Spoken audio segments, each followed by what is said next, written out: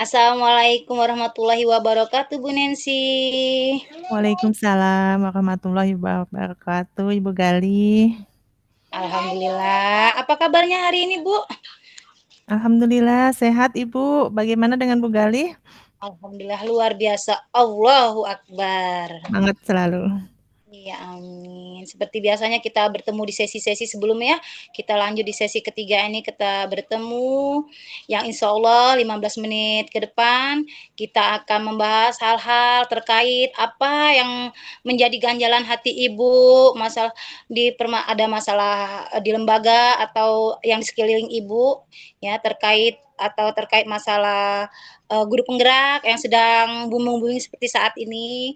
Nah, apa hal yang menjadi permasalahan yang Ibu hadapi saat ini? Ini Bu Gali, saya itu ingin kita berdiskusi ya. Saya ingin dapat masukan nih dari Ibu, gitu kan, tentang masalah saya. Jadi fenomena saat ini nih teramati pada peserta didik kita bahwa hasil belajar mereka itu terlihat tidak sesuai dengan harapan dikarenakan selama pembelajaran jarak jauh ya.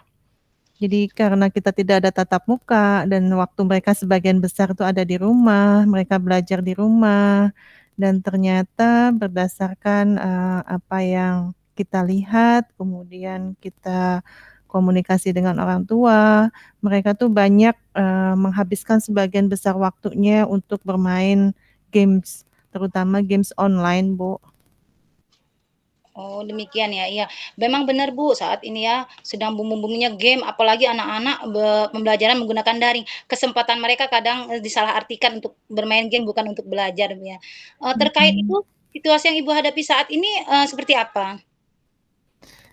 Ya pertama itu saat pembelajaran daring, guru kan kami guru-guru ya melaksanakan pembelajarannya ada yang melalui Google Classroom, ada yang melalui WA gitu kan. Nah, kemudian ada juga yang mencampur atau bertemu dengan peserta didik itu secara sinkronus itu melalui Google Meet atau Zoom gitu. Nah, ternyata realitanya belum seperti yang kita inginkan gitu Bu. Jadi anak-anak ini banyak yang tidak mengerjakan tugas-tugas yang kita berikan gitu. Pengennya kita sih selama walaupun PJJ tapi pembelajaran tetap bisa berjalan dengan baik, tetapi ternyata kenyataannya tidak demikian gitu Ibu. Ya, betul sekali Bu ya. Dari permasalahan itu eh, faktor apa yang menyebabkan yang mempengaruhi anak-anak itu berfokus kepada bermain game ya? Sepertinya untuk games online itu terlihat ya, terlihat semakin melonjak tajam. Jadi saat anak-anak itu mulai belajar di rumah, kalau dulu waktu tatap muka kan mereka kalau pagi sampai siang kan ada di sekolah ya, aktivitas megang HP-nya itu mereka tidak bisa gitu loh. Maksudnya di sini adalah saat belajar di sekolah kan mereka tidak membawa HP. Jadi sejak PJJ ini anak-anak mungkin pengawasannya agak kurang di rumah ya. Jadi mereka menggunakan waktunya mulai dari bangun tidur sampai mau tidur lagi gitu kan. Itu mereka habiskan waktunya untuk bermain games online tadi. Betul sekali. Yang menjadi hambatan Ibu untuk mengalihkan anak-anak agar waktu belajar jangan digunakan untuk bermain game gitu kan Bu? Nah, Iya, mm-mm. uh, hal yang menjadi hambatan Ibu untuk melakukan hal tersebut?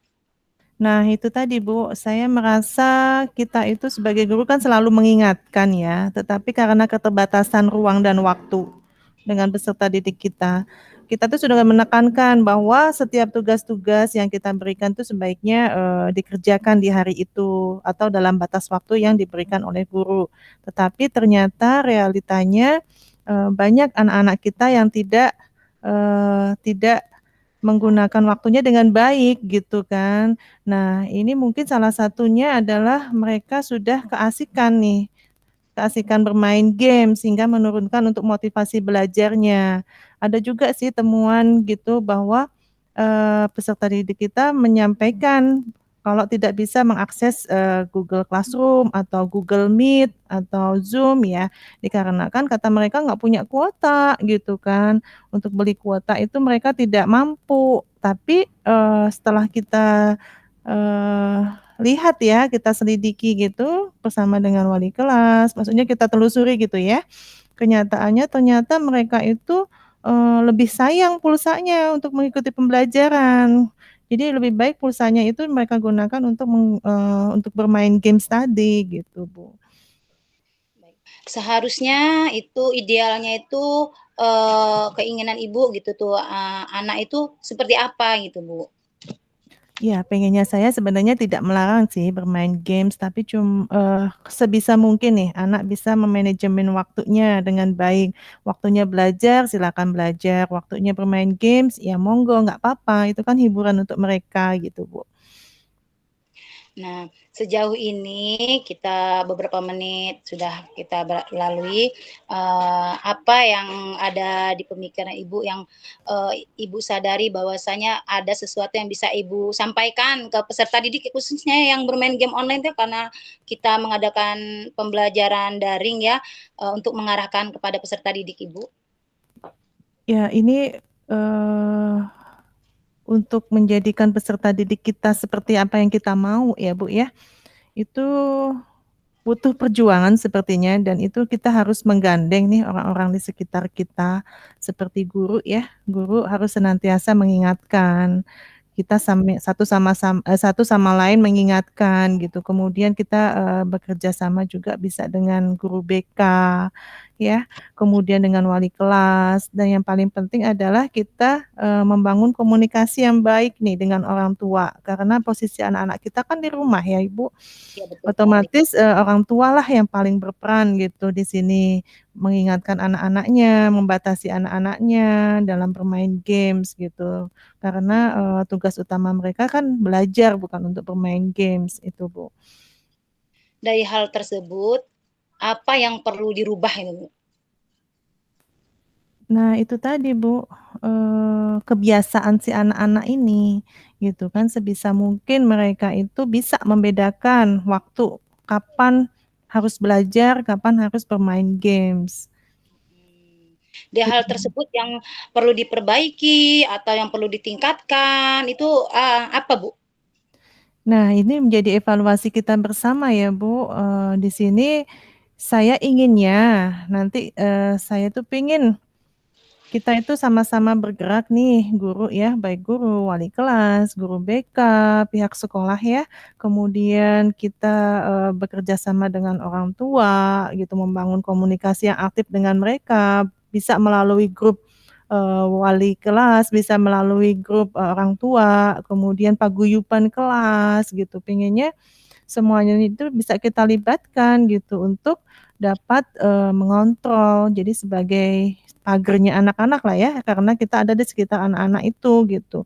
Kalau nggak yang mengingatkan kita siapa lagi gitu kan, Bu. Selama ini kan Ibu menggunakan daring. Apakah ada pilihan atau alternatif lain gitu selain pembelajaran daring gitu? Kalau untuk daring memang saat ini situasinya memang mengharuskan seperti itu ya, Bu, untuk daring gitu kan. Pernah kami mencoba untuk luring tetapi, ternyata kita saat luring tuh harus mendapatkan izin dulu dari satgas, di tempat kita berada, minimal adalah satgas di tingkat kecamatan gitu. Waktu itu kami mau mengadakan luring untuk, penilaian, akhir semester ya, ternyata prosedurnya juga tidak mudah gitu kita untuk mengadakan luring. Jadi terpaksa harus tetap daring gitu, Bu. Iya. Dari hal itu apakah Ibu punya ide untuk mengatasi supaya anak tersebut tidak, lebih fokus ke game online ya ketimbang belajarnya gitu? Ya itu tadi, pengennya membangun anak-anak itu, bisa menyadari ya, tumbuhnya kesadaran pada diri si anak nih. Nah itu PR terbesar buat saya, terutama ya, bagaimana nih, caranya saya itu bisa, menggerakkan nih guru-guru di sekitar sekolah saya, kemudian membangun komunikasi yang aktif dengan orang tua, gitu, dalam, menangani apa yang terjadi apa yang terjadi pada anak-anak kita, gitu. Iya, iya. Iya. Dalam hal ini, apa yang ingin Ibu kembangkan ya dari, pembicaraan kita, supaya anak tersebut tidak lebih fokus ke game gitu ya? Nah, itu tadi, kalau ini kan dunianya anak-anak zaman sekarang ya, mereka tidak bisa terlepas dari gadgetnya. Mungkin kita bisa sih mengarahkan gitu, kalau mereka senang bermain game, ya kita cobalah nanti kita membuat pembelajaran yang melibatkan, gadget mereka ya. Misalnya seperti kita, menyampaikan materi nih, materinya dibuat dalam bentuk animasi gitu yang menarik untuk mereka, atau, kita bisa menggunakan kuis-kuis interaktif yang menggunakan aplikasi ya, aplikasi online tuh ada Kahoot, ada Quizizz, ada Google Form, itu bisa kita cobakan. Jadi, ini sebenarnya salah satu alternatif untuk bisa mengurangin, fokus mereka ke game. Walaupun, gadget itu tidak bisa lepas dari mereka ya, cuman cara penggunaan gadgetnya itu yang harus kita, siasati gitu, tidak hanya untuk game, tetapi bisa untuk pembelajaran juga gitu, Bu. Dari hal yang Ibu sampaikan, seberapa besar keyakinan Ibu bahwasanya tujuan Ibu akan tercapai dengan trik yang Ibu sampaikan tadi?